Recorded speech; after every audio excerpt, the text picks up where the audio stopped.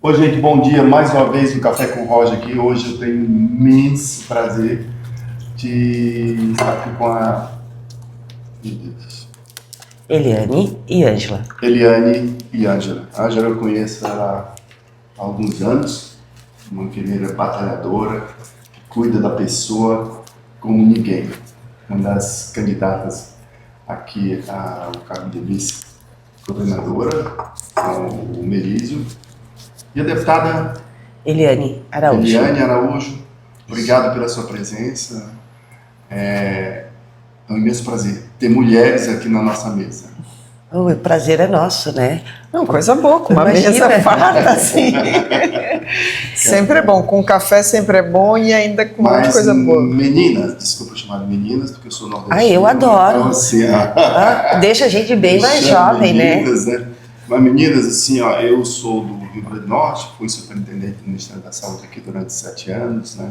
Entrei na gestão da Dilma Rousseff, me mantive no cargo do Temer e segui adiante.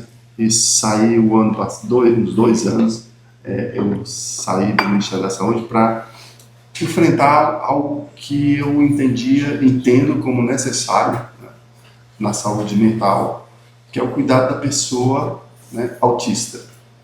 Então, assim, ó, vocês estão hoje numa posição bem oportuna para a sociedade escutar de vocês o que vocês têm em mente, sabe, para atender essa área tão desassistida, né? O que a gente sabe é que hoje nós temos a criança, ela tem muitas clínicas que atendem entre 12 a 15 anos, elas conseguem um atendimento bacana nas clínicas, nos hospitais, nas unidades de saúde pública, mas acima dessa idade a gente encontra um gargalo, né? Porque o que as pessoas, né, o que eu percebo nas pessoas é que elas acham que, ou não se ligam nisso, que o paciente autista ele cresce, né? Ele fica adulto, né? Ele estuda, ele se torna adulto, ele casa, ele tem filhos, né? Então, a minha preocupação como um profissional da saúde, um gestor público, é essa situação, Roger. E assim, o que vocês sugerem para mudar, sabe, esse quadro? Partindo aqui de Santa Catarina, porque a gente sabe que no Brasil todo há essa necessidade, há essa demanda. Mas vamos começar por parte, né? Vamos começar por Santa Catarina, né? Deputada Ângela. Então, primeiro um prazer estar aqui, né, Eliane, minha querida, a gente tem uma longa trajetória de vida juntas. Uma longa história. Uma longa história, prazer te reencontrar também, prazer estar aqui em rede social falando com vocês. Eu não tenho dúvida que a primeira coisa é cuidar de quem cuida, né? Então, nós temos, nosso candidato ao governo, Gelson Merizio, tem mencionado muito isso, né? A necessidade de valorizar o servidor público, né? Uma das medidas que a gente tem anunciado é que ele vai retirar os 14% que hoje massacra os trabalhadores aposentados do serviço público, né? São 14%. A pessoa a vida inteira contribui para aposentar e quando se aposenta continua contribuindo. Não tem lógica nenhuma, né? Então já mencionar isso aqui para vocês. E nós temos convicção que, particularmente nessa questão de neuroatipias, né, que a gente chama todo o espectro autista, essa discussão a gente precisa dar um suporte especial às mães, né? Em geral, as mães é que se sobrecarregam, a mãe empobrecida em particular, tem um conjunto de ações que a gente pode fazer para melhorar a qualidade de vida da criança, para se tornar um adulto mais funcional, que tem uma vida mais leve, e mesmo assim a mãe, em geral, né, repito, né, em especial as empobrecidas, é que não consegue acessar o mercado de trabalho, não consegue se deslocar, até o acesso a esses locais já é uma grande complicação, né? Então a nossa disposição é cuidar de quem cuida, do primeiro aspecto, E o segundo, em particular, com as neuroatipias, que é o que a gente está falando aqui hoje, de possibilitar que o interior do estado também tenha acesso. Porque o pouco que se tem é só na Grande Florianópolis, né? Então, nós precisamos levar para o estado inteiro, quanto menor o IDH da cidade, menos possibilidade a pessoa tem de conseguir ter acesso a um conjunto de ferramentas que melhoram a vida de quem é do espectro autista e particularmente do adulto, aí mesmo que não tem política pública, né? Aí mesmo que não tem política pública. A gente quer tratar disso também, tem uma parte específica no nosso plano de governo que trata sobre isso. Mas o foco é esse, é cuidar de quem cuida, né? Nós temos um programa, Eliane, em especial, que é o xodó do Merizio, que é a erradicação da pobreza extrema. Erradicar a pobreza extrema inclui cuidar das pessoas que estão nesses lugares, né? Então, mapeando com indicadores sólidos onde é que estão essas pessoas, onde é que são os bolsões de pobreza mais dura no estado de Santa Catarina. Nós temos 300 mil pessoas hoje na pobreza extrema em Santa Catarina, e a partir desse diagnóstico técnico, ter um conjunto de ações de política pública, o que inclui o cuidar de quem cuida, para poder superar essa condição que Santa Catarina não pode mais conviver, que é a pobreza extrema. É verdade. Eliane, você está falando com a situação que eles comentavam, a questão do adulto, quando ele chega à fase adulta, né, aí ele é discriminado, né?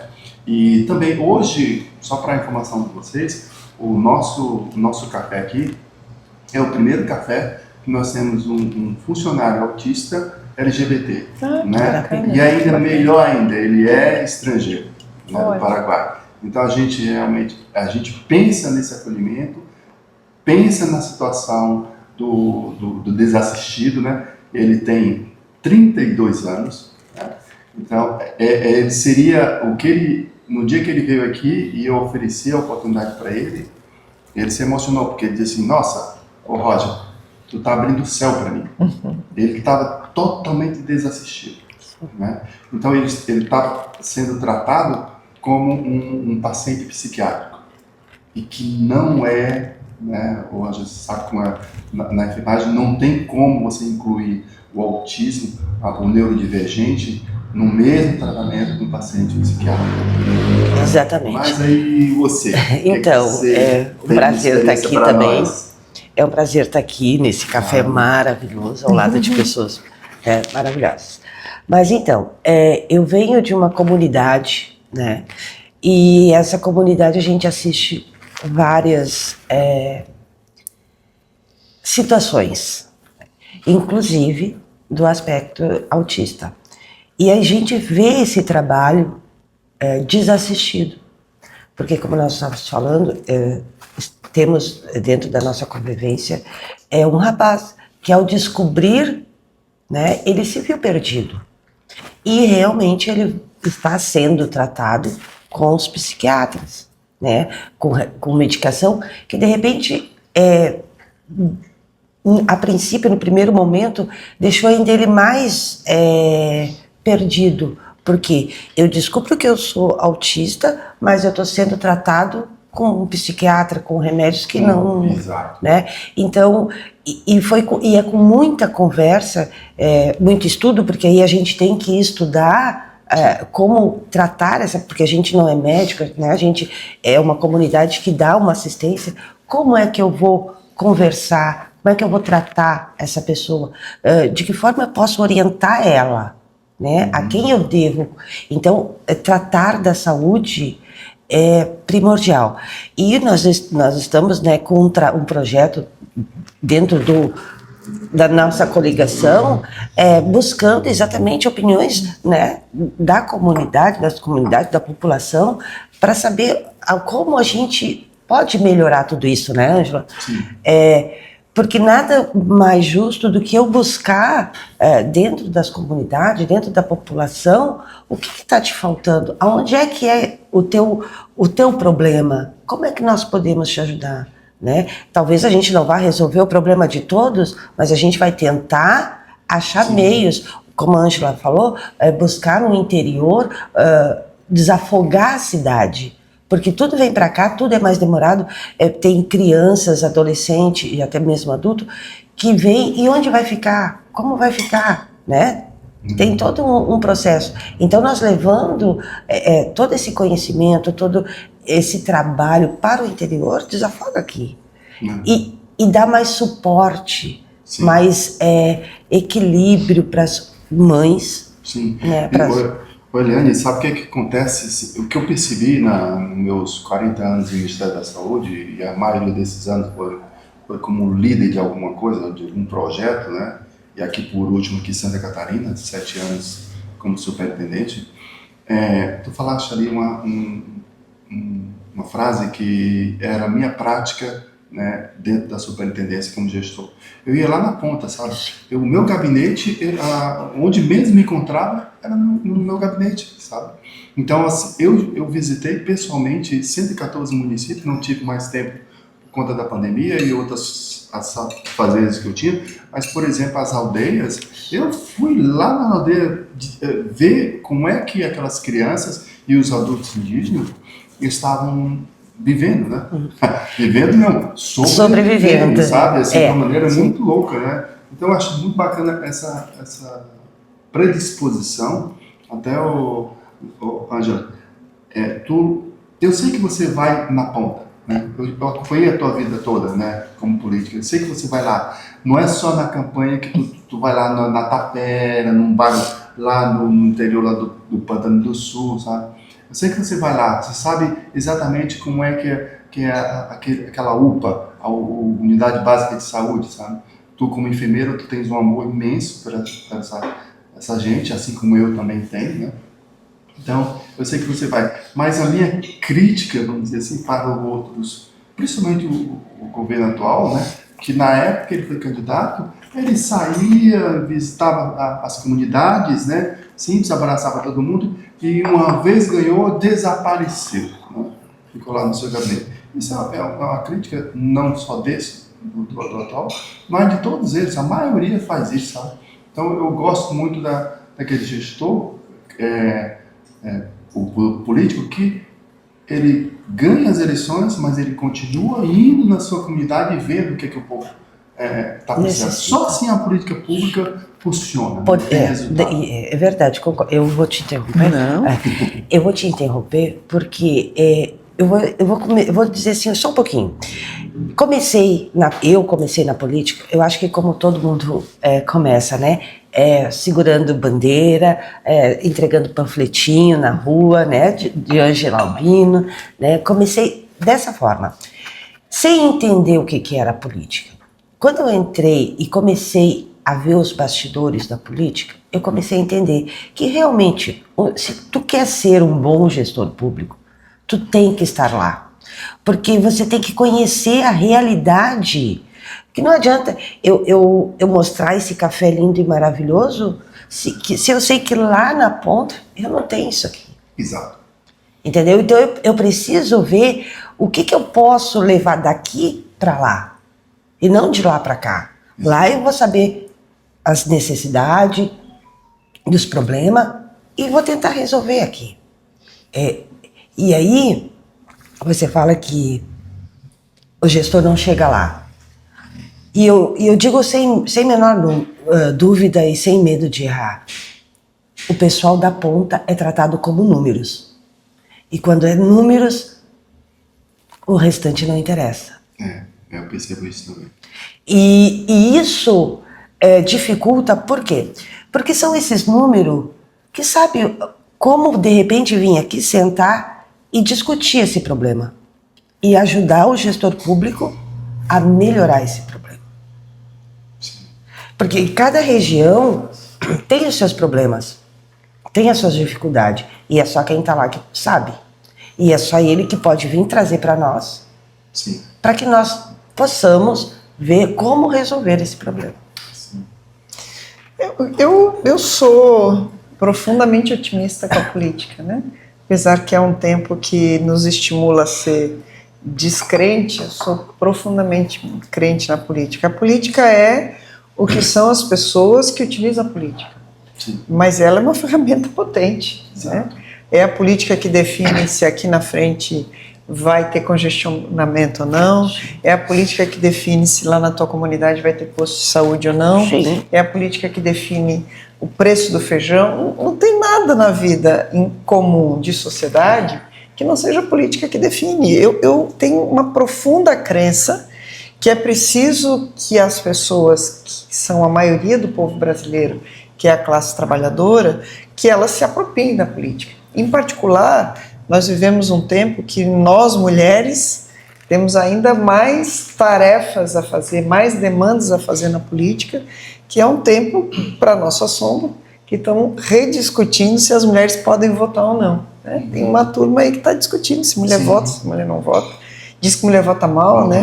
Mulher casada vota, mulher solteira vota pior ainda. Então é um tipo de debate que a minha geração ouviu ecos do passado e achou que jamais ia ouvir de novo como uma coisa de ordem do dia. Eu não falo isso porque acho que pode florescer um movimento que de fato modifique o direito das mulheres à cidadania. Não acho isso. Mas só de discutirem isso já é o bastante para nós mulheres ocuparmos mais espaços, né? Santa Catarina é um estado que tem um histórico de uma baixíssima participação política de mulheres e, na minha concepção, não por acaso é um estado que, ao mesmo tempo que tem índices extraordinários de qualidade de vida, como, por exemplo, o Anuário de Segurança Pública mostrou agora que é um estado que diminuiu as mortes violentas, mas, ao mesmo tempo, aumentou o número de feminicídio. Nós somos um estado que tem altos índices de empregabilidade e até de margem salarial, mas para as mulheres é um dos estados que tem a maior defasagem salarial entre homens e mulheres. Ou seja, não é coincidência para mim que todos os índices que nós somos excelentes no estado de Santa Catarina, para as mulheres é ruim. E aí a participação política das mulheres entra nisso. E digo isso, claro, a partir desse meu lugar de mulher, óbvio, mas que é uma característica do nosso tempo que nós precisamos da união de todas as pessoas. Eu não pratico política marisa, né, de mulher para mulher. Né? Eu acredito que todas as pessoas precisam se envolver nos grandes temas. E aí acredito que os homens precisam vir para esse debate do combate ao feminicídio, do combate à desigualdade, porque nós somos metade do universo. Enquanto as mulheres não estiverem bem, o mundo não está bom. Nós precisamos que esses dias eu vi uma coisa que eu fiquei chocada. 2% das riquezas do planeta estão em nome de mulheres. Ou seja, metade do planeta ficou com a titularidade de 2% das riquezas e a outra metade tem 98%. Enquanto nós não fizermos um encontro que possibilite que essa metade do planeta viva em igualdade de oportunidade com a outra metade, e isso não é um discurso de militância de esquerda, nem militância feminista. É um discurso concreto de como que nós conseguimos construir uma sociedade mais justa e mais fraterna. Tem que incluir essa outra metade. Sim. Então, quando eu e Eliane, a gente se apresenta, também é com a intenção de fazer esse debate, mas não só fazer esse debate, é de inspirar outras mulheres. Né? A política e volto à primeira frase que disse nesse momento agora, a política é o que são as pessoas que estão na política. Por isso que nós temos a tarefa de inspirar meninas, né? De inspirar pessoas que brilham o olho. Eu me brilho o olho quando a gente fala de política. Sim, né? Eu acredito, de fato, que a política é transformadora. Né? E aí, às vezes, as pessoas dizem, tá, mas tu estava em tal lugar. Ontem eu estava em Joinville até 10 horas da noite, vim dirigindo, cheguei em casa, hoje acordei cedão, porque já tinha coisa e tal. E me dá energia. Isso motiva muito. Deixa a gente com uma energia renovada. Porque eu vejo por mim, eu não estou fazendo por mim. Não é por mim. É por todos. É por todas essas mulheres que precisam entender que elas são importantes. que elas têm o espaço e que elas podem conquistar esse espaço. Sim. Né? Que elas têm esse direito de estar aqui sentada conversando também. Então isso nos motiva e nos traz essa energia, né? Ela em casa mesmo, muitas vezes eu deixo o marido em casa, cadê o marido? Está cuidando das crianças. Mas como assim, vocês não têm mais criança? Não, mas é só para... Agora é os netos, né? Mas então, é essa importância que a gente dá para as mulheres, né? Inclusive, falando, o nosso partido foi o primeiro partido a montar um movimento só para mulheres, né? Então, nós carregamos muito isso, né? De defesa para defender e proteger as mulheres, né? E quando a gente vai dentro da das comunidades, né, da periferia, a gente vê o quanto a gente precisa ajudar essas mulheres. E eu falo muito nisso em reuniões, em encontros que a gente faz dentro das comunidades, a importância das mulheres entenderem a política. Mas política, eu não falo de política partidária. Eu falo de políticas públicas, Sim. que é o geral. Sim. A política partidária é a última coisa que a gente deve falar. Porque muitas vezes a gente não se identifica num partido, mas se identifica no outro. Mas as ideias são as mesmas. E as ideias, às vezes, assim, que transformam a sociedade, ela não tem partido, né? Então, a gente vê, tocando no assunto da questão da mulher, né? Eu me interesso tanto pela questão da mulher, da inclusão da mulher, que nós estamos avaliando. Aqui eu disse para a minha equipe, olha, a gente vai contratar um menino aqui, né, que ele veio, um amor de pessoa, e vai contratar uma menina. Então a outra já está sendo avaliada, é um nível de suporte 2, é um desafio para a gente, desafio para a minha equipe do café, minha clínica, né? Mas eu me empolgo pra caramba, sabe? E é um desafio para a própria pessoa. E eu já me disseram várias vezes assim, Olga, você é homem, mas você tem uma energia feminina, né? Mas eu tenho mesmo, porque eu sempre trabalhei, toda a minha equipe, né, e quando eu estava no governo, sempre eu me cercava de mulheres, sabe? Porque as mulheres, elas têm uma capacidade, é isso que tu falaste aí, vocês precisam dizer para as meninas que elas têm força, elas podem fazer as coisas, né? Então eu me cercava de mulheres e ouvia a opinião delas, porque quando elas dizem alguma coisa, ela tem muito mais, ela é muito mais perspicaz do que eu. Eu tenho, como homem, uma limitação de entendimento do todo. As mulheres, elas vão mais além um pouquinho. A minha esposa diz assim, tu erra porque tu não me escuta. Né? Então, porque você fez isso porque você não escutou, né? E eu brinco com ela assim, tudo tal. Mas é bem isso, sabe?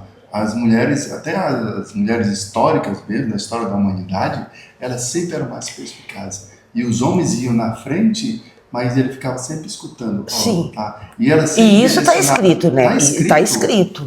Mas sabe o que precisa, como vocês estão colocando aí, abrir assim, um pouco a mentalidade das mulheres e que elas podem fazer as coisas. Elas têm poder de participar da política, como você...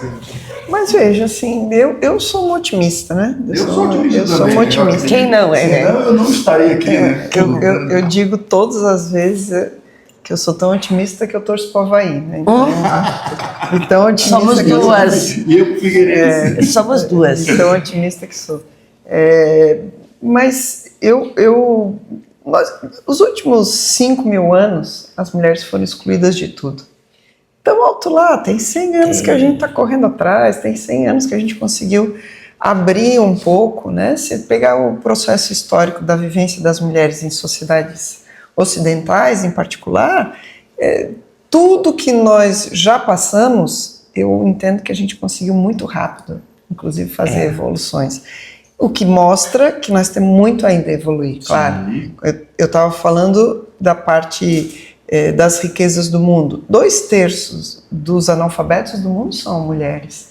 As mulheres, em algumas partes do mundo, o retrocesso de direitos é um sinal de alerta para nós, né, todas. para nós todos como sociedade, para todas as pessoas como sociedade, esse retrocesso que obriga as pessoas à sua vestimenta.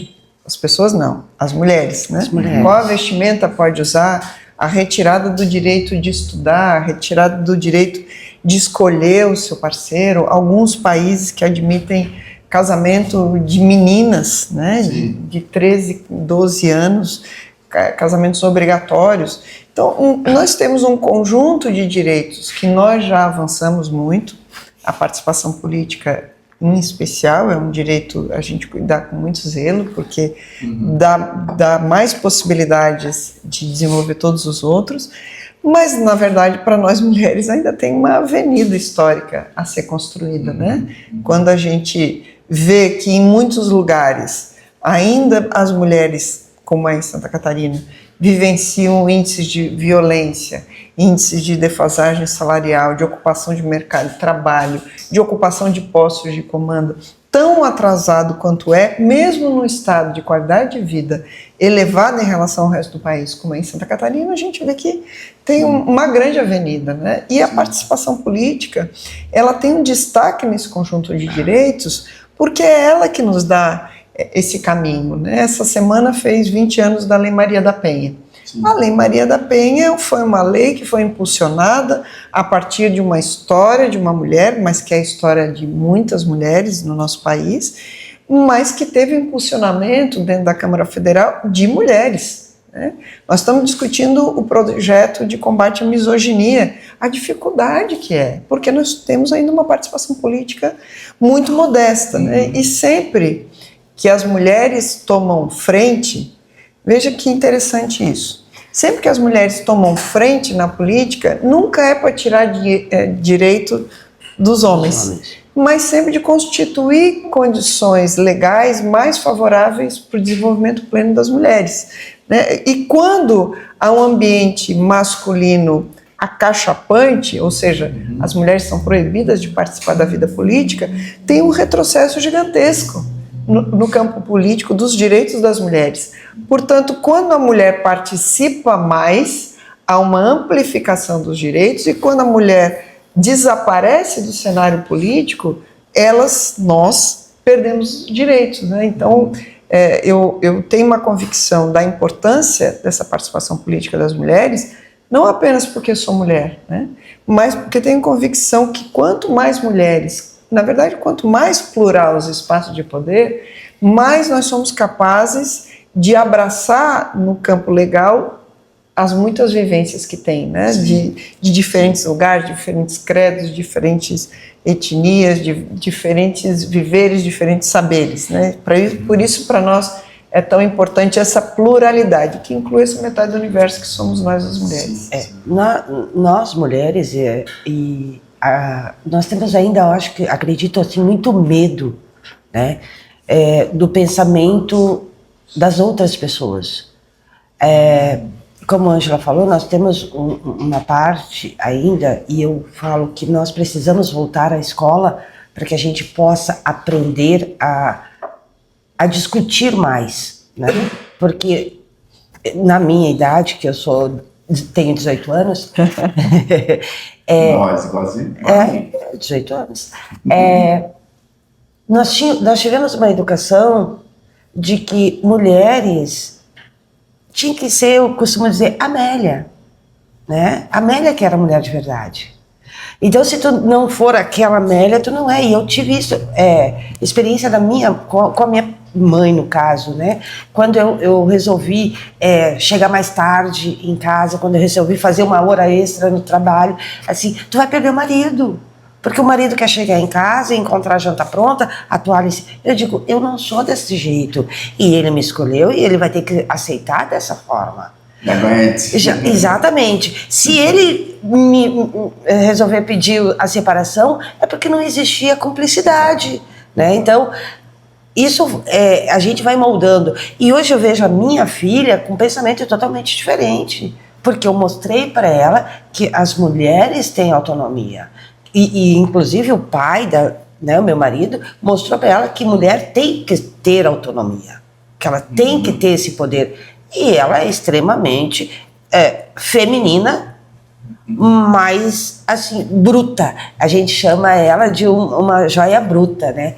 Porque ela diz, não quero, vou fazer, né? Ela tem essa autonomia. E essa autonomia a gente precisa levar adiante por conta dessa violência que a gente sofre. Sim, e o sofrimento é muito grande, assim, das mães. Eu, por exemplo, na minha área, que eu atuo com gestão, né, de clínica de autismo, quando eu vejo ali na sala de espera só mulheres, sabe? E o que acontece, assim, voltando ao assunto, assim, do autismo, quando você descobre, né, um casal descobre que seu filho é autista, o que acontece normalmente, eu não digo na totalidade, é o homem ir embora.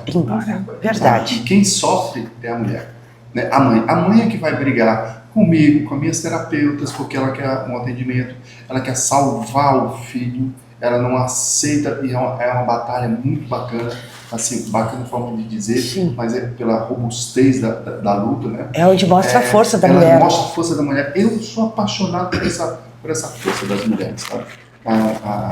Eu tenho 2 meninos, né? E como eles foram criados pela Tatiana, é uma mulher fantástica, né? Então, assim, hoje ela diz assim, agora eu estou vivendo. Porque meus filhos agora têm 23 e 26 anos, né? Ela diz, agora eu consigo viajar, consigo tranquilizar. O único problema é só tu, né? Então só sobrou o marido para perturbar, né? Mas eu não dou muito trabalho, né? Mas assim, ó, aí eu vejo assim, a situação das mães autistas, sabe? E eu tenho essa preocupação, eu não sei como resolver ainda, sabe? Como dar esse conforto para as mães de pacientes autistas e neurodivergentes com toda a dificuldade que ela tem. Porque o marido, ele está lá, ele acompanha, mas ele não se envolve. Eu tenho a nossa segunda funcionária aqui, a Giovana, que ela está sendo avaliada, ela vem com o pai e com a mãe, mas o pai, ele tem aquela posição do suporte, assim, do trabalho, ele fica trabalhando, mas a mãe, ela tem, no olho dela, brilha o cuidado além daquilo que ela consegue fazer, sabe? Um negócio assim, fantástico, um amor assim, indizível, a gente não consegue dizer, só sentir. O que eu sinto com ela é um amor assim, nossa, não tem como, eu não tenho como escrever numa dissertação o amor de uma mãe num caso, porque não tem palavras, eu só sinto, né? E aí eu fico na minha ansiedade de querer ajudá-la, né? Então, cada situação... Quando começa esse debate de as mulheres votam mal, né, na verdade, nós estamos dizendo que as mulheres votam num campo político. E é um campo político que ele é particularmente aberto para a construção de políticas públicas.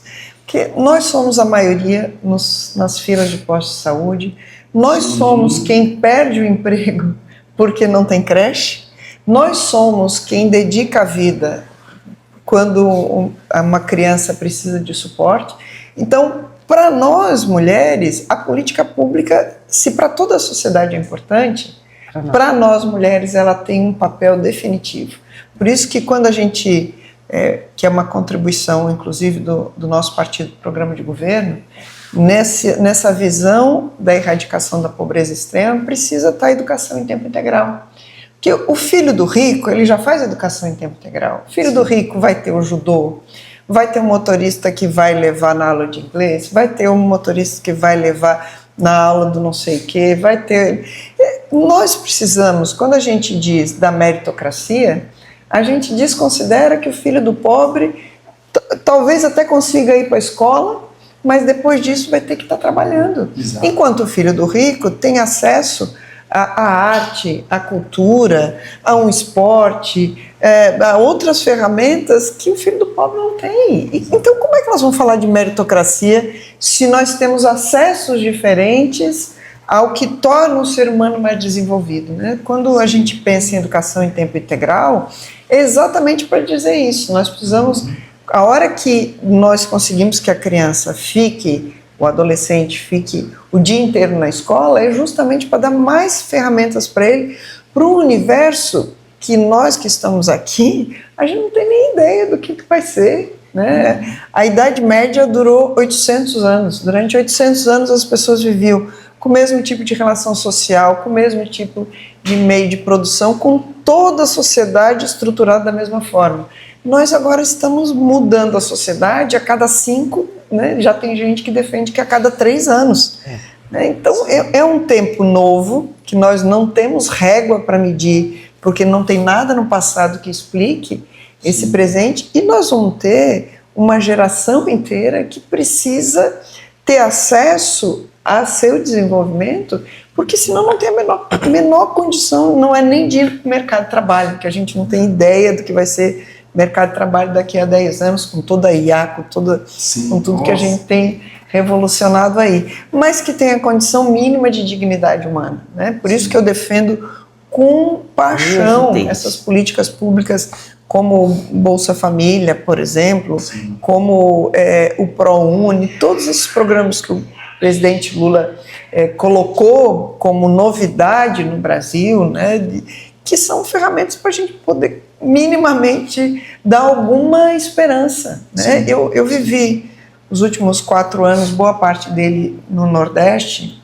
no estado de Sergipe, e eu conheci melhor o que é isso, né? Porque aí teve uma mãe em particular, numa cidade do interior de Sergipe, que me disse uma coisa muito forte, assim, né? Eu perguntei, tá, mas e o Bolsa Família? Mudou a vida de vocês? É muito simples, tá? Ela disse, mudou um pouco, agora a gente come carne. Cara, eu me deu um aperto, eu me emociono de lembrar isso de novo, assim, me deu um aperto no coração, assim, dizer, a gente não tem ideia do que é. E aí, numa localidade lá em particular, o gestor me falou uma coisa também que eu trago na alma, né, e por isso que eu falo com tanto entusiasmo, inclusive nas minhas redes, sobre Bolsa de Família. Uma comunidade lá que era escambo, não tinha dinheiro circulando, uma comunidade mais isolada. Aí começaram a receber o Bolsa Família. Como recebe Bolsa Família, agora lá o mercadinho começa a anotar na cardeneta, porque a pessoa passa a ser um consumidor. Sim. Aí lá também instalou uma farmacinha, pequenininha, mas agora tem uma farmácia. O mercadinho cresceu, fez um puxadinho. Com isso, já tem a farmacinha, já tem o mercadinho, abriu uma lojinha de material de construção. 3 empregos que já apareceram. Aí a gente diz aqui, mas 3 empregos não serve para nada. Muda a vida das pessoas, muda a vida do indivíduo, mas muda a vida da sociedade, que é uma sociedade que passa a contar com dinheiro circulando, que passa a contar, por isso que a gente tem defendido, e não sou eu que digo, é uma estatística, cada R$1 de programa social que entra no mercado acaba desenvolvendo 1,4 na economia, é bom para todo mundo. Não é só bom para quem recebe, é bom para o dono do mercadinho, é bom para o dono da farmácia, é bom para o dono do lado do material de construção, que agora também já vai ter cliente. E em relação à Bolsa Família, ela é bem problemática quando dizem que as mulheres fazem filhos, né, para ganhar mais Bolsa Família. E aí a gente fica analisando uma comunidade que recebe o Bolsa Família. Imagina R$600 para sustentar uma família. Um aluguel, quanto está hoje? Um botijão de gás, quanto está hoje? Um mercado, quanto está hoje? E eu aí não acredito que uma mulher vá fazer muitos filhos para ficar em casa olhando... Isso é uma falácia, né? Exatamente. Então, e isso machuca, e isso maltrata as mulheres. E aí vem as doenças mentais, a saúde mental. A depressão. Exatamente. Estou eu aqui com meu filho ganhando Bolsa Família, mas eu não tenho uma creche para colocar ele. Como é que eu vou trabalhar? Eu não tenho uma escola em tempo integral que me dê esse suporte. Como é que eu vou sobreviver? Eu vou arranjar um serviço de 4 horas, que é o que me dá essa oportunidade de eu ter o meu filho na creche ou o meu filho na escola, e eu vou sobreviver, porque um salário de 4 horas também não me ajuda em nada. Né? E então, isso tudo, voltamos ao assunto da saúde. Né? Tudo isso são problemas que acarretam a mulher. Eliane, tu falando isso aí, eu estava me lembrando agora de várias reuniões que eu estive lá no Ministério da Saúde, onde eu recebia os pacientes psiquiátricos. Eu estou lembrando agora, e foi interessante chamar minha atenção. A maioria do CAPS ali do Ponta do Coral eram mulheres. Sim. É que as mulheres também Que, procuram, assim, ó, né? Elas procuravam, ela dizia assim, ô Superintendente, nós precisamos de ajuda. O meu gabinete virava assim, aí tu falando assim do escambo ali, elas traziam mel, sabe, que fornecia para vender, e eu disse, pode colocar no meu gabinete na mesa, sabe, assim. Então ia 30 pessoas, e eu me lembro de um homem só, né? A maioria, a Carla, por exemplo, assim, era que comandava aquela situação toda, né? Eu amava e amo demais essa turma, sabe? Então, ela chegava lá e vendia para poder conseguir se manter, sabe, lá. Maioria absoluta de mulheres. E que o homem também tem isso, né? Tem essa dificuldade de procurar, né? Tu vê que mas é mais o uma homem tem característica da mulher, dificuldade. que ela não tem vergonha. Isso, eu ia falar, sabe? exatamente. É a vergonha. Eu, como isso. homem, não posso ir lá fazer esse pedido, imagina, É sou que a forte. mulher tem essa da cuidadora, né? É interessante agora que a vai gente lá. precisa educar tanto os dois, né? Tanto o homem quanto as mulheres. Os homens, eles têm que entender que ele não é um machão poderoso. Não, ele pode chorar. Como foi, ele pode chorar. Né? Eu choro. Eu disse, nossa, né? Já começou a chorar, que quase que eu choro com ela. Né? Aí nem fala, porque eu também. Eu sou do Nordeste, eu vivi no interior do Rio Grande do Norte, Mossoró. Né? Minha mãe era costureira, ela só fez a 4ª série, porque o meu avô disse, mulher sabendo escrever e ler, acabou, não precisa mais nada. Minha mãe teve 10 filhos, e a minha avó, descendente de indígena, né?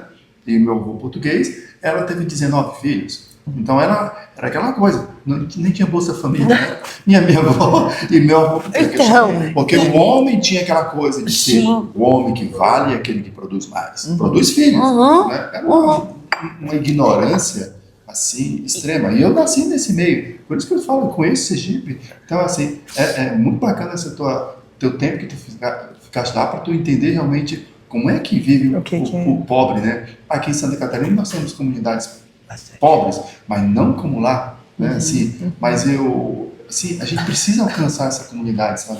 E educação, qualificação, explicar saúde básica. Interessante. Mas veja, nós temos 300 mil pessoas em Santa Catarina abaixo da linha da pobreza. Nossa, 300 mil pessoas. E 7 milhões, né? 6 e pouco, né? 6 e pouco. É muita gente. Para um estado de excelência, né, a gente não tem diagnóstico, que é uma das coisas que Merizio tem falado com muita ênfase também. O estado de Santa Catarina é muito difícil conseguir diagnóstico sobre educação. E eu estou falando de quem estava ajudando a fazer o programa de governo, então com uma equipe técnica para pensar a saúde. A gente não consegue acessar. Nós precisamos ter indicador. Eu não acredito em política pública que não se baseia em indicadores. E em Santa Catarina, a cultura não tem indicador, a saúde não tem indicador. Ah, não, mas tem na página, mas vai entrar para ver se consegue achar os números. Vai entrar no da educação, não consegue achar os números. É muito, tudo é construído de forma, no meu ver, e eu estou falando de um processo histórico, não estou falando de hoje ou de ontem. De hoje ou de ontem, exatamente. Mas de um processo histórico que a gente se acostumou aos favores do rei, para os meus amigos, e os rigores da lei para quem não é meu amigo. Né? Então, eu entendo que o grande desafio, eu confio muito no Merizio para isso, o grande desafio para nós hoje é ter um Estado com uma revolução republicana. Nós precisamos viver uma revolução republicana aqui, que é o Estado é para as pessoas, não é para meus amigos. O Estado é para ser... estudar índice, ter esses índices, estudar esses índices e a partir disso ter a construção de política Ângela, pública. assim, eu me sinto às vezes, eu como ser humano, às vezes eu acordo pessimista, otimista, com a possibilidade de mudar isso, sabe? Porque eu, como servidor público, na minha vida toda, como gestor público, eu ficava pensando como mudar essa mentalidade, sabe, do nosso político, né? Eu também faço essas perguntas também. Eu quero, eu busco essa resposta também. Eu preciso, sinceramente. Mas eu sou teimoso, sabe? Eu digo assim, as pessoas, né? Inclusive vem aqui e pensam assim, o meu filho, você é louco, você vai inventar esse negócio, como é que eu vou resolver isso? Como é que não vou resolver isso? Você precisa parar de estar lutando. Não, eu não vou parar de lutar, porque quando eu tiver força, eu tô fazendo. Se eu mudar a mentalidade de uma pessoa, eu vou feliz. É verdade. É bem isso que eu falo. Eu tenho, por exemplo, eu trabalho, a maioria das pessoas que trabalham comigo são mulheres e que atendem mães desassistidas e filhos autistas. Eu tenho 17 meninas terapeutas, eu tenho um homem só, né, dois, na realidade, o resto tudo é mulher. Então, assim, para elas, por que elas, uma característica das mulheres, o acolhimento, né, do outro, o homem ele já tem essa dificuldade, né? Então eu carrego comigo como homem essa dificuldade de como é que eu vou resolver isso, sabe? Mas as mulheres, aí por isso que eu me sinto muito feliz com vocês duas aqui, porque vocês me ajudam a pensar, sabe, como homem, como pessoa capaz de mudar um contexto social, como é que eu posso fazer, sabe, para através de uma estrutura dessa, como um café que está à beira da rua, ao lado da universidade, sabe? Então eu conto muito contigo, Roger, e tu, Aline, assim, Roger, né, acho que o caminho certo é esse, sabe? Vai por mim. Eu sempre fui uma pessoa que escutei muitas mulheres. Eu sempre. Diz a minha esposa que não. Mas a gente tem que analisar. A gente tem que analisar. Mas eu sempre gosto, assim, por causa da perspicácia de vocês. Uma mente aberta, assim, linda a tua história. Assim, te amei mais ainda agora que tu passaste 4 anos lá no Sergipe, né? Essa aqui, eu quando crescer, quero ser igual a ela, né? Parecida com ela, né? Igual não, né? Mas parecida. Pessoas assim, como você, que tem que participar da política, sabe? Tem que ser líder político, sabe? Tem que entrar na política, tem que incentivar as outras meninas também. Diz, olha, meninas, acordem, que o mundo é de vocês também, né? Então isso é muito bacana. Eu tinha 2018 eu disse, não quero mais isso, pelo amor de Deus. Eu quero cuidar do meu neto, eu quero cuidar da minha horta, eu quero cuidar da minha casa, eu quero ter descanso, não aguento mais. Que eu sou workaholic declarado, então eu trabalho 15 horas por dia. Depois de umas décadas fazendo isso, o corpo pede descanso, né? Mas eu acho que a gente vive um momento tão especial, né? Merísio me chamou no começo do ano, disse, olha, eu quero que seja minha vice e tal. Eu disse, tá, legal. Imagina você vice de Merísio, né? Ele vai ter tanta gente aí melhor que eu. E as coisas foram se desenvolvendo, eu sou candidata a vice com ele. Tenho muito orgulho de estar caminhando junto com ele, né? E ele junto com o presidente Lula. Então, para mim é o cenário perfeito. Eu não poderia estar em outro lugar que não fosse um lugar que ajudasse a desenvolver isso. Isso, porque um lugar que faz coisa que você acredita, né? E que você pode realizar seus sonhos. E esse momento é um momento que vai ser um divisor de águas na história. Sim. Nós vamos viver uma eleição que não é só uma eleição. É um processo civilizatório muito forte.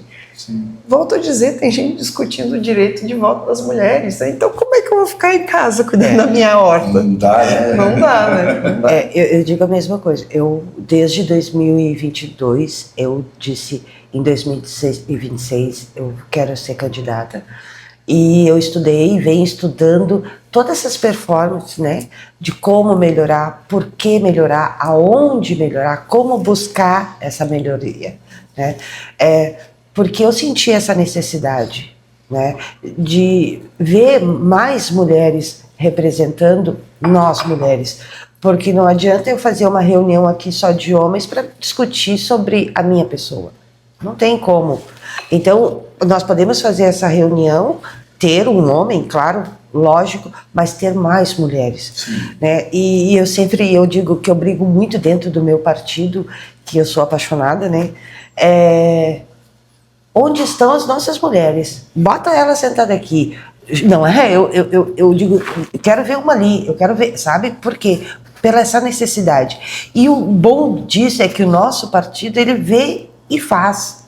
Ele tem as nossas mulheres sentadas na mesa discutindo, sendo protagonistas. Sim. Hoje, Como é que tá nosso tempo aí?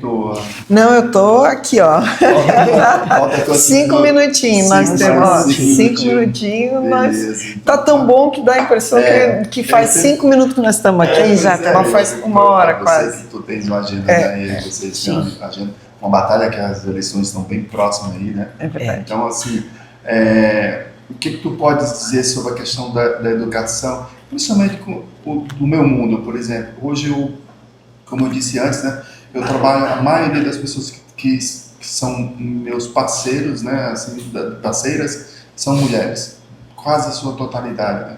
Mas o que eu vejo especificamente da questão da mãe não do neurodivergente, assim, mas a mãe do paciente, né, de forma geral. Porque a gente, quando eu estava no Ministério da Saúde, eu visitava o HU e ali na fila, como tu já falaste aqui, na fila do posto de saúde é a mãe, entendeu? Ali no leito é a mãe que está ali, né?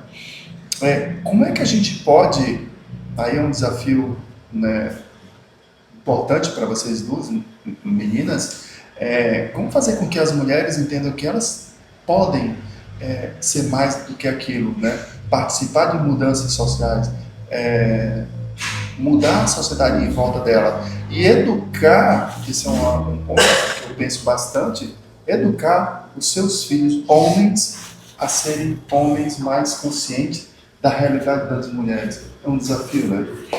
Essa semana teve um candidato a presidente da República que fez um debate na TV dizendo, e disse que lares sem o pai produzem filhos disfuncionais. Quer dizer, a gente tem os filhos, nenhuma de nós esteve sozinho, né? O sujeito vai embora e a culpa é nossa se alguma coisa não dá certo, né? Então, aliás, a maioria do xingamento às mulheres está relacionado mais ao fracasso do homem do que a gente, Exato. mas nos ofendem dizendo isso, né? Eu tô desde 2004, foi a primeira vez que eu disputei uma eleição para vereadora aqui em Florianópolis. E agora eu tô chegando numa fase da vida que é muito legal, que às vezes a gente diz assim, não, a gente tá aqui para inspirar outras mulheres, outras meninas. E eu já estou começando a ter algumas pessoas que vêm falar comigo, dizer, não, eu estou na política, eu vou disputar agora para isso, para aquilo, ou eu estou no partido, ou eu estou lá no meu centro comunitário, ou eu estou, enfim, algum projeto que eu participo ativamente da vida pública, e a pessoa diz, não, e eu comecei quando eu te vi lá em 2012, lá em 2004, isso me dá mais convicção, Eliane, que de fato a gente está se colocando publicamente inspira. De fato, as pessoas, nós mulheres, inspiramos outras mulheres em particular. Mas isso é pouco. A gente precisa transformar isso em política pública efetiva. Como é que a gente transforma isso em política pública efetiva? É disputando a grande política. Eu não acho que o papel das mulheres é ir para a política para fazer política para as mulheres. Nós temos que disputar a Secretaria da Fazenda, não é a Secretaria de Mulheres. Eu quero uma Secretaria de Mulher, mas eu quero que tenha uma de nós. Porque quando a gente discute orçamento, por exemplo, o orçamento é a peça mais verdadeira sobre a intenção de um governante. A nossa Constituição de 88, quem é crítico a ela, diz isso, né? O orçamento a Constituição não cabe no orçamento. Lula tem demonstrado que é preciso construir um ambiente político, jurídico e orçamentário que caiba a população empobrecida. Sim. Porque é assim que tu quebra um ciclo intergeracional de pobreza. Eu sou filho de costureira, que também só teve até a 4ª série, porque não precisava ter mais que isso.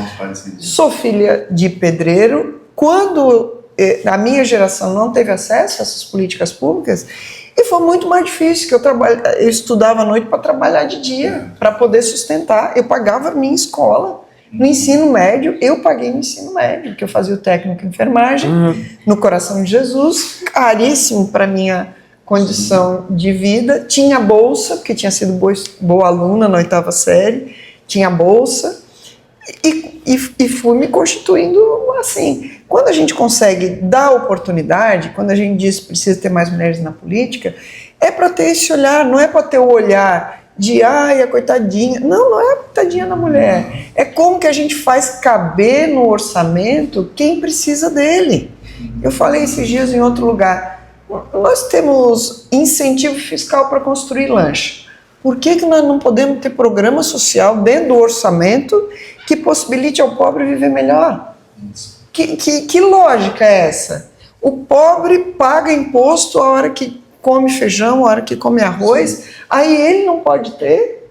Aí quem vai construir lancha, e eu não tenho nada contra construir lancha, porque é emprego, tomara que tenha um monte.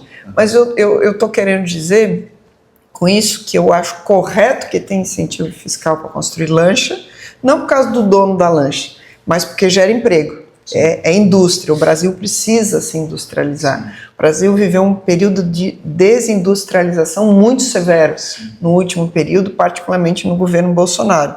E nós precisamos dar um passo adiante. Para dar um passo adiante, tem que investir num país que se desenvolva. Mas isso precisa incluir o resto da população, precisa incluir as pessoas.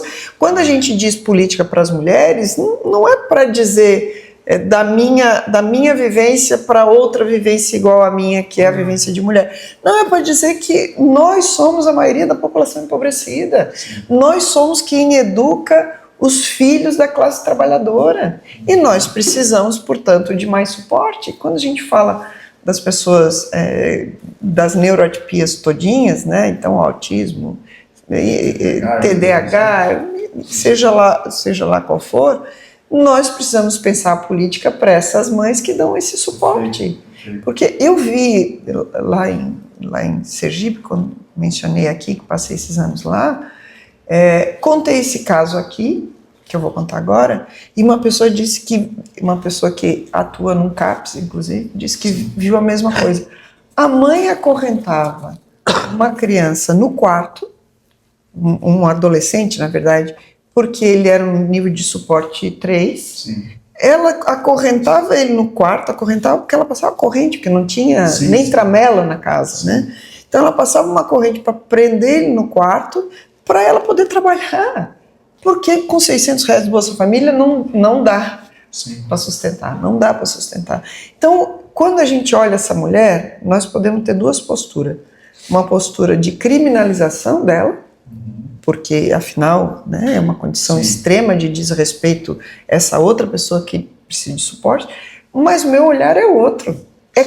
É uma obrigação nossa de sociedade dar condição a essa mulher, de essa mulher poder ir trabalhar, mas saber que seu filho está cuidado. Exato. E aí entra a nossa proposta de educação em tempo integral, especialmente nas áreas de pobreza extrema. Porque geralmente a gente vai pegar essa mãe e vai falar que ela é uma criminosa. Ninguém vai olhar essa parte que ela precisa trabalhar para dar o alimento para essa criança, né? Então eu costumo dizer que a gente rotula muito as pessoas, né? Principalmente essas pessoas que vivem na pobreza, né? E na extrema pobreza, a gente rotula ela e isso acaba diminuindo a mulher e dizendo que ela realmente é culpada disso. Que nem a Angela falou, ela ouviu um político falando, um ex-político falando que daquele massacre que deu agora no Rio de Janeiro, que os culpados, né, a pessoa mais culpada do filho ser um bandido, um traficante, é a mãe. Que não deu limites. E eu digo assim, como que uma mãe que sai 5, 6 horas da manhã, mãe solo, volta às 7, 8 horas da noite para trazer o alimento para casa, como é que essa mãe vai dar suporte para o filho? Se ela não tem um suporte de políticas públicas eficazes para dar esse suporte. Ela não tem. É muito fácil culpar uma pessoa para não assumir meus erros. Sim. O erro é meu como gestor público, que não estou olhando essa mãe e essa família, né? Então, toda a culpa dos erros, geralmente, é da mulher. Recai sobre a mulher. E a gente costuma dizer, eu vejo dessa forma porque eu fui educada dessa forma, né? Tu não pode casar sem ser virgem. Se a menina perdesse a virgindade antes do casamento, a culpada era a mulher. Que não deu uma boa educação, não ensinou, não deixou ela presa dentro de casa fazendo tricô, bordado. Então, tudo, há muitos anos a culpa é a mulher. E hoje nós estamos tirando isso da mente das pessoas. Nós não somos culpadas. É como a Ângela falou, se existe um filho, foi feito a 2. Sim. Não foi um só. Sim. Né? Se eu tenho responsabilidade, você também tem que ter. Então, eu preciso de políticas públicas que façam com que você assuma a sua parte. Perfeito. Né? Não só eu. Né? Já chega que eu tenho que levar para o hospital, dar aquele suporte, porque crianças, né, elas precisam de um suporte maior. Então, a gente está tirando essa culpa das mulheres e mostrando para elas que você também tem essa responsabilidade. E é dentro dessas políticas públicas que nós trabalhamos, né, lá na ponta, para levar para dentro do Isso sistema. passa pela educação, né? Ainda bem que vocês têm essa bandeira aí da questão da educação, Sim. né? E não só da mulher, mas do homem, né, também. Sim. Porque os nossos meninos precisam Aprender a o respeitar respeito e saber os seus limites e suas funções, principalmente, né? Aquela coisa, os dois são provedores, né? Não é só a situação do homem, não é provedor, beleza, ótimo, mas a mulher também é provedora, né? Então, nós temos que buscar esse equilíbrio, né, na casa. Mas, meninas, de novo, eu sinto... Passei da hora. Me sinto assim, lisonjeado. Nossa, é fantástico ver a Ângela, sempre admirei ela, porque nessa área da enfermagem, eu como gestor público do Ministério da Saúde, para mim, o meu xodó eram as enfermeiras, né? Então, assim, quem batalha, quem tá ali, sabe? Não que o cirurgião, o médico, o intensivista não cuide, mas ela tá acordada. É ela o primeiro socorro quem faz é ela. Tu entende muito bem que ela que fica acordada, né? Então, assim, eu sempre adorei quando eu visitava os hospitais, o suporte, principalmente na época da pandemia, né? Que foram 2 anos de trabalhos intensos aqui comigo. E que essa parte foi bem... Assim, tu és fantástico, eu acho que tu tá no caminho certo, né? A tua visão a gente não se conhecia, mas é um prazer te conhecer. Acho que essa tua bandeira é muito importante. Eu vejo assim, sendo empático com vocês, eu digo do fundo do coração, a batalha não é pequena. Não. Se fosse fácil, a gente não fazendo estava outra aqui. coisa. Exato, a gente estava tricotando. Não, Se fosse fácil, a gente estava procurando outra coisa Tipo para assim, fazer. o que essas meninas estão querendo? Meu Deus do céu, isso vai ser um perrengue, vai ser um punk, sabe?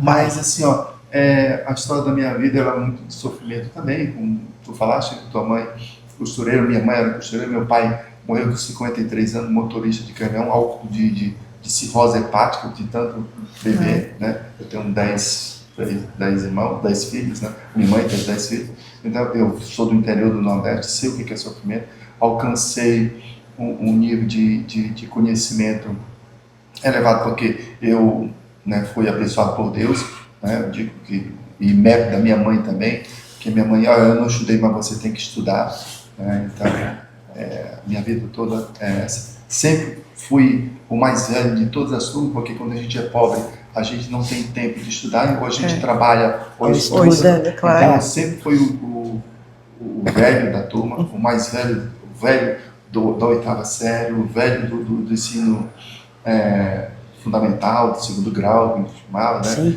Sempre fui o último, o mais velho a entrar na faculdade, sempre era o tiozão, né? E assim mesmo eu estudei consegui a duras penas estudar, trabalhava durante o dia no SEASA, né, carregando coisa na cabeça para poder ir para pagar a faculdade no final. Hoje eu estou com 61 anos de idade, mas não paro de estudar, né, sempre a gente tem que continuar, né, sempre estudando. E agora a minha função, eu entendo como função minha, eu já trabalhei bastante para o governo, agora vamos trabalhar, e eu não consegui espaço para trabalhar com o governo, eu saí do governo para poder trabalhar com aquilo que eu criei, com a minha família, né? junto. Minha família toda tem esse mesmo pensamento, atender o outro em primeiro lugar, né? É no outro que nossa vida tem que se moldar. E vocês, mais do que tudo, nasceu mulher, já é pro outro. Já. Né? Já é para atender o outro. Já. Né? Vocês já sabem que vocês têm que carregar o filho no útero de vocês, você tem que ver 9 meses ali, depois 1 ano, 2 anos, amamentando, cuidando do filho, depois levando o filho para o colégio, para o hospital, cuidando dele, amamentando e amando de uma forma incondicional. Né? Então, Ângela, pode dizer aí os seus... Não, eu só quero dar tchau, porque está super no meu horário. Eu adorei estar aqui, mas só tem que correr. Muito obrigado correr. por ter vindo. Valeu, gente. Não, valeu. Agradecer mais uma vez, né, por estar na presença dessa mulher, que é a minha inspiração política, é ela, né, e dizer que a gente vai à luta, sim, e trabalhar em prol de todas essas minorias, né, que se dizem minorias, para dar mais certeza, mais clareza de como a gente pode proceder em determinadas situações. Estamos aqui para tirar dúvidas, aqueles que acharem que a gente merece mais um cafezinho, a gente está à disposição para levar o conhecimento, né, mostrar o nosso trabalho e aonde, com todas essas propostas que a gente traz junto com o Merizio, que é fenomenal, né, junto com o presidente Lula, e levar a certeza de que a gente pode sim fazer essa grande mudança. Beleza, e conte comigo aqui, Valeu. conte com esse espaço. Esse espaço é de vocês, a hora que vocês quiserem, marque com o nosso Barreto ali. Com certeza. Está à disposição, porque o espaço não é só isso aqui, mas tem muito espaço lá atrás também. Vocês podem estar disponíveis para fazer, trazer Obrigada, pessoas, né? E conversar e discutir políticas públicas, que isso que Com certeza. nos interessa. Valeu. Tá bom? Valeu, Obrigada. gente. Valeu.